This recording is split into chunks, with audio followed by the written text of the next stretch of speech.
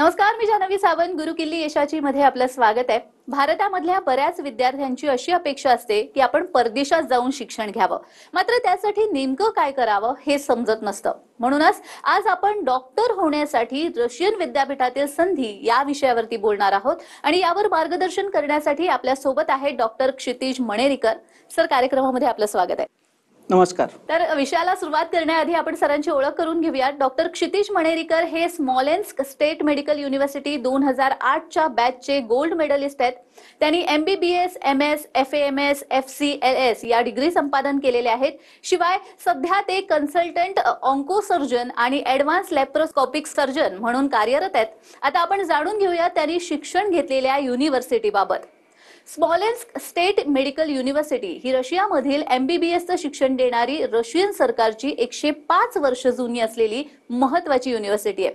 भारतीय विद्यार्थ्यांचे MBBS doctor होण्याचं स्वप्न मोठ्या प्रमाणात पूर्ण करणारं विद्यापीठ अशी ख्याती मिळवलेली ही संस्था असून गेल्या 23 वर्षांपासून भारतातून मोठ्या प्रमाणात अतिशय विश्वासाने विद्यार्थी इथे जात असून 100% यश संपादन करून परत भारतामध्ये येऊन नामांकित असलेल्या मोठमोठ्या हॉस्पिटलमधून निष्णात डॉक्टर म्हणून रुग्णसेवा करतायत.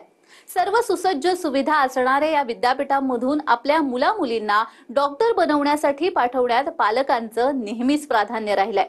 या विद्यापीठातून यश संपादन केलेल्या काही निवडक विद्यार्थी आणि पालकांच्या अनुभवांची मालिका TV9 मराठीवर सुरू केलेली आहे.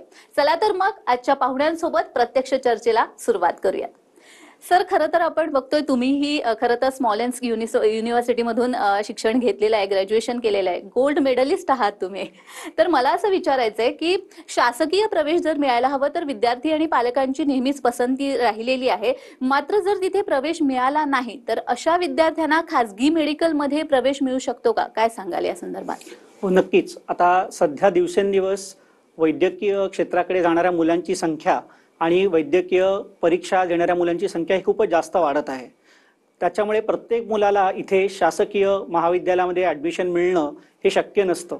आणि त्याचबरोबर बऱ्याच वेळा प्रत्येक या मुलांच्या पालकांना आपल्या मुलाला भारतामध्ये कुठल्या ना कुठल्या तरी मेडिकल कॉलेजमध्ये म्हणजे प्रायव्हेट कॉलेजमध्ये पाठवण्याचा ऑप्शन हा प्रत्येकाला पॉसिबल नसतो. अशाच वेळी परदेशामध्ये वैद्यकीय शिक्षण घेणं हा एक खूप चांगला पर्याय आहे आणि त्याच्यामध्येच मेनली रशियन मेडिकल हे खूप चांगलं आहे. त्याच्यामुळे रशियामध्ये मेडिकल घेण्याकरता मुलांची ही नेहमीच चुरशीची बाब असते. त्याच्याबरोबर जसं मी सांगितलं की स्मॉलेन्स्क स्टेट मेडिकल युनिव्हर्सिटी जिथून मी ग्रॅज्युएट झालेलो आहे, हे साधारणपणे मोर दॅन 100 वर्षापेक्षा जास्त जुनं मेडिकल कॉलेज आहे आणि हे पूर्णपणे शासकीय कॉलेज आहे. म्हणजे हे काही प्रायव्हेट कॉलेज नाही आहे. आणि त्याचबरोबर भारताच्या ज्या मेन बॉडीज आहेत जसं NMC, medical council of India MCI आणि त्याचबरोबर WHO या सगळ्या यांनी या कॉलेजला मान्यता दिलेली आहे.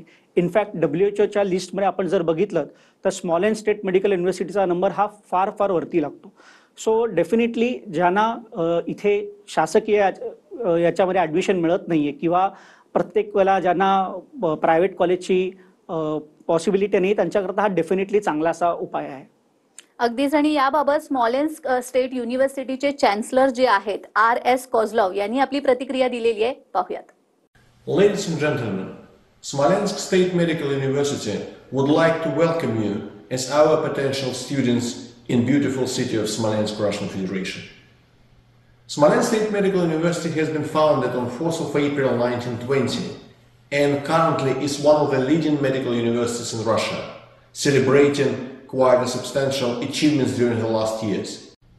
We are delighted to announce that historically we are also one of the largest universities accepting Indian students for a GP faculty. Our exclusive partner in India, the only partner, is Cosmos Education Consultant. We are very proud of our graduates. And also we would like to announce that historically we've been creating the most possible conditions for our students to develop not only their educational but also scientific, arts and sports issues. We have students hostels specifically devoted to the needs of our Indian students. We have highly qualified teachers who are providing all 6 years education in English.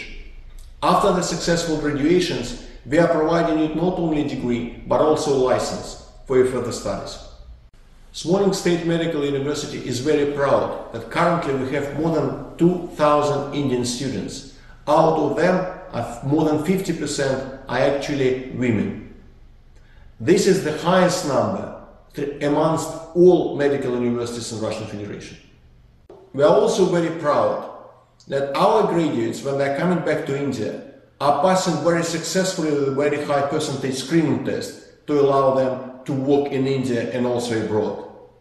Smolensk is a beautiful city, creating the very excellent environment for all nationalities to be present in our beautiful country. Historically, India and Russia has been partners, and we also delighted to develop this partnership in the future. Smolensk State Medical University would like to welcome you as a potential students. See you soon in Smolensk, and thank you. तर सरांनी दिलेली प्रतिक्रिया आपण पाहिलेली आहेत. मला पुढे विचारायचंय की जी मुलं हुशार आहेत मात्र त्यांची आर्थिक परिस्थिती नाही, कारण अर्थात कुठचंही शिक्षण घेण्यासाठी पैसा महत्वाचाच आहे, पण त्यांची आर्थिक परिस्थिती जर नसेल तर वैद्यकीय प्रवेशाला अडचणी येऊ शकतात का? कारण रशियातील दर्जेदार जे शिक्षण आहे ते त्या मानाने कमी पैशामध्ये होतं असं आपण ऐकलेलं आहे, तर त्याबद्दल काय सांगाल? हो, अर्थातच. भारताच्या तुलनेमध्ये रशियातलं एज्युकेशन हे डेफिनेटली त्या मानाने स्वस्तामध्ये होतं, कारण की भारतातल्या प्रायव्हेट कॉलेजच्या फिया ज्या आहेत हे खूप जास्त आहेत आणि प्रत्येकाला त्या परवडण्यासारख्या नसतात. पण जर आपण तेच म्हटलं, जसं आता स्मॉलेन्स्क स्टेट मेडिकल युनिव्हर्सिटीचं आपण बोललो, तर याची फी जी आहे ही साधारणपणे एक $6,000 म्हणजे भारतामध्ये करन्सीमध्ये म्हटलं तर एक साधारणपणे रफली 5 लाखाच्या आसपास असते. आणि महत्वाचं म्हणजे ही फी जी आहे ही ज्या वर्षी तुम्ही ऍडमिशन घेतायत त्या वर्षापासून पुढच्या तुमच्या पूर्ण मेडिकलच्या 6 वर्षाकरता ही तीच असते. सो भारतामध्ये बऱ्याच ठिकाणी फिया या दुसऱ्या वर्षात तिसऱ्या वर्षांत वाढवण्यात येतात, तसं इथे नाही. ही जी फी आहे तुमची पूर्ण 6 वर्ष सेम असते आणि त्याचबरोबर नंतर कुठले ॲडिशनल खर्च किंवा हिडन कॉस्ट असं काही नाहीये. सो जी तुम्हाला फी सांगण्यात येते तीच तुम्हाला पूर्ण पुढच्या 6 वर्षांना आकारण्यात येते. आणि डेफिनेटली भारताच्या प्रायव्हेट कॉलेजच्या याच्यापेक्षा ही फी जी आहे ती खूप परवडण्याजोगी आहे आणि चांगली पण आहे. कमी जशा पद्धतीने तुम्ही सांगितलंय की तिथे शिक्षण हे तसं कमी पैशामध्ये मिळू शकतं, मात्र प्रत्येकालाच असं वाटत असतं की आपण परदेशामध्ये जाऊन शिक्षण घ्यावं. रशियामध्ये डॉक्टर बनण्यासाठीची म्हणून काय प्रोसिजर असते? सो ॲक्च्युली रशियामध्ये मेडिकलसाठी ॲडमिशन घेण्याची पद्धती फार सोपी आहे. काही महत्त्वाच्या गोष्टी आहेत. पहिलं म्हणजे 12वीमध्ये PCB ग्रुपमध्ये फिजिक्स केमिस्ट्री बायोलॉजी ग्रुपमध्ये मोर दॅन 50% असणं गरजेचं आहे. आणि त्याचबरोबर नीट क्वालिफिकेशन, ज्या वर्षी तुम्ही ॲडमिशन घेताय त्या वर्षी तर नीट क्वालिफिकेशन असणं सुद्धा गरजेचं आहे. आणि हे तुम्ही पात्र झाल्यानंतर जसं स्मॉलेन्स्क स्टेट मेडिकल युनिव्हर्सिटी या ठिकाणी तुम्हाला ॲडमिशन घ्यायची असेल तर त्याच्याबद्दलची सगळी माहिती जी आहे ती www.sgmu.info या वेबसाईटवरती आहे. सो कॉलेजचं फी काय आहे, फी स्ट्रक्चर काय आहे, विषय कुठले असतात, तो सर्वसाधारणपणे बाकीचे काय महत्त्वाच्या गोष्टी आहेत, या सगळे डिटेल्स या पूर्ण वेबसाईटवरती आहेत. आणि याचबरोबर कॉस्मॉस एज्युकेशनल कन्सल्टंट जे आहे हे यांच्यामार्फत या कॉलेजमध्ये ॲडमिशन होतात. सो मी इथे सांगू इच्छितो की स्मॉलेन्स्क स्टेट मेडिकल युनिव्हर्सिटीमध्ये कुठलीही ॲडमिशन ही एजंटच्या द्वारे होत नाही. सो कुठलेही एजंट इथे नाही आहेत. जी ॲडमिशन होते ती डायरेक्टली कॉलेजमध्ये होते आणि वाया कॉस्मॉस एज्युकेशनल कन्सल्टंट होते. सो कॉस्मॉस एज्युकेशनल कन्सल्टंट गेल्या 23 वर्षापासून इथे ॲडमिशन करत आहेत, ज्यांचे डायरेक्टर जे आहेत ते डॉक्टर आलोक एरन आहेत. सो ही बेसिकली पद्धत आहे आपल्याला जर ॲडमिशन घ्यायची असेल तर. अगदीच तुम्ही आता डॉक्टर आलोक एरोन यांचा उल्लेख केलेला आहे आणि कॉस्मॉस एज्युकेशन कन्सल्टन्सीचे ते डिरेक्टर आहेत, तर त्यांची ही प्रतिक्रिया आलेली आहे, आपण ती पाहूयात. Dear Indian students and parents, a warm namaste from the Smolensk State Medical University, Smolensk, Russia. My name is Dr. Alok Eron. I'm the foreign advisor to the Chancellor of the Smolensk State Medical University, and I'm looking after the admission cell for the foreign students who are going to study in English medium. For this purpose, we have created Cosmos Educational Consultants in India. मैं आपके साथ हिंदी में बात करना चाहूंगा. स्मॉलेन्स्क state medical university की स्थापना सन 1920 में हुई थी और 2020 में इस यूनिवर्सिटी ने अपने 100 साल पूरे किए थे. स्मॉलेन्स्क स्टेट मेडिकल यूनिवर्सिटी में सन 2002 से इंडिया के स्टूडेंट्स का एडमिशन का काम मैं देखता हूं और अब तक स्मॉलेन्स्क स्टेट मेडिकल यूनिवर्सिटी में 5000 से ज्यादा इंडिया के बच्चों का एडमिशन हो चुका है और उनमें से 3000 से ज्यादा इंडिया के बच्चे यहां से ग्रेजुएशन करके निकल चुके हैं। हमारे इंडियन ग्रेजुएट्स दुनिया के करीब करीब सभी देशों में हमारा नाम ऊंचा कर रहे हैं, और वो इंडिया के ग्रेजुएट्स जो यहां से इंडिया वापस जा रहे हैं, उन्होंने भी हमारा सर गर्व से ऊपर किया है, क्योंकि इंडिया के स्क्रीनिंग टेस्ट में हमारे ग्रेजुएट्स 93% का पासिंग परसेंटेज दे रहे हैं फर्स्ट अटेम्प्ट में। इसको कंपैरिजन के तौर पे देखना चाहिए, क्योंकि दूसरी यूनिवर्सिटी से आने वाले जो ग्रेजुएट्स हैं वो 22-23% से ज्यादा का फर्स्ट अटेम्प्ट में पासिंग परसेंटेज नहीं दे रहे। मैं अपने पेरेंट्स की याद में इंडिया के सभी बच्चों को $500 की एक स्कॉलरशिप हर साल देता हूं। इसके बारे में डिटेल में आप हमारी साइट के ऊपर देख सकेंगे। इसके अलावा हर टॉपर बच्चे को भी उसकी पूरी फीस के बराबर स्कॉलरशिप मैं अपने पेरेंट्स की याद में दे रहा हूं।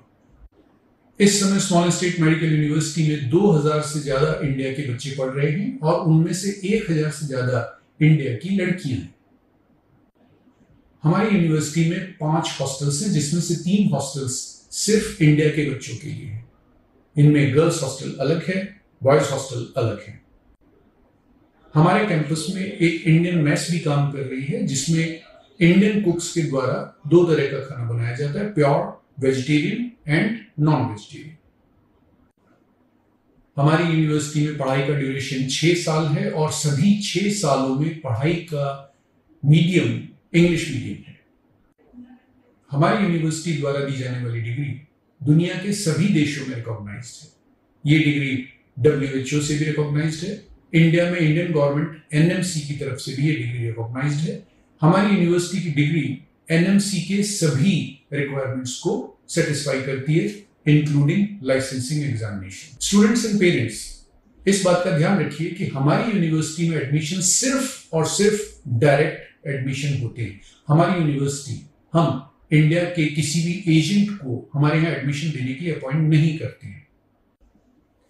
हमारी यूनिवर्सिटी में एडमिशन सिर्फ वो स्टूडेंट्स जो यहाँ ऑलरेडी पढ़ रहे हैं, या वो स्टूडेंट्स जो हमारे यहाँ से ग्रेजुएशन करके जा चुके हैं, उनके रिकमेंडेशन से ही हो सकता है। So all Indian students who are willing to join Smolensk state medical university this year, you are most welcome. Best of luck. Doctor Alok Aron यांची आपण प्रतिक्रिया नुकतीच ऐकलेली आहे। मला एक विचारायचं आहे की शिक्षणासाठी म्हणून भारतातले जे विद्यार्थी जे रशियामध्ये शिक्षण घेणार आहेत, त्यांच्यासाठी स्कॉलरशिपची वगैरे काही व्यवस्था असते का, आणि ती कशा पद्धतीने असते? सो बेसिकली रशियामध्ये असं कुठलंही कॉलेज नाही जिकडे शिक्षण घेणाऱ्या भारतीय विद्यार्थ्यांना किंवा दुसऱ्या कुठल्याही देशातल्या विद्यार्थ्यांना कुठली स्कॉलरशिप असते। पण स्मॉलेंस स्टेट मेडिकल युनिव्हर्सिटीमध्ये मात्र ही स्कॉलरशिप आहे, जी cosmos educational consultant doctor Alok Aron जे आहेत त्यांच्या आई वडिलांच्या स्मृतीप्रित्यर्थ ही स्कॉलरशिप दिली जाते। आणि 2 प्रकारची स्कॉलरशिप आहे। एक तर प्रत्येक विद्यार्थ्याची फी मध्ये काही पर्सेंटेज हे ऑलरेडी सबसिडाइज केलेले असतात, आणि त्याचबरोबर दरवर्षीच्या मेडिकल एज्युकेशनच्या वर्षामध्ये जी मुलं टॉपर असतात, म्हणजे जे उच्चांक मार्काने पास होतात, त्यांना अजून त्यांची पूर्ण वर्षाची फी जी असते ती माफ करण्यात येते। सो डेफिनेटली जे गरजू विद्यार्थी आहेत किंवा ज्या मुलांची फायनान्शियल थोडे प्रॉब्लेम्स असतात, त्यांना या मिळालेल्या स्कॉलरशिपचा खूप जास्त फायदा होतो, आणि कॉस्मॉस एज्युकेशनल कन्सल्टंट ही गोष्ट गेल्या 23 वर्षापासून करत आहे। अगदीच ज्या पद्धतीने तुम्ही सांगितलंय, मला वाटतं विद्यार्थ्यांचे डाऊट्स बऱ्यापैकी क्लिअर झाले असतील। आपल्याला या विषयावर अजूनही चर्चा करायची आहे, मात्र वेळ झालेली एका छोट्याशा विश्रांतीची। कुठेही जाऊ नका, पाहत रहा गुरुकिल्ली यशाची।